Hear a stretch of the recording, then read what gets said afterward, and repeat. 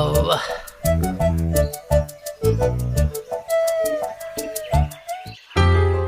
ఎంతసేపు ఆయన వచ్చి? ఇంత ముందే వచ్చిన. నువ్వు వచ్చే టైం అయిందని జల్ది వచ్చిన. ఎటు పోయినవే? పొట్టు బోనం బాగానే పెట్టినావు. చింతకింది పద్మూల ఇంటికి పోయినా. ఎందుకు? ఆమె కోడి బియ్యం పోసిండ్రు, రమ్మంటే పోయినా.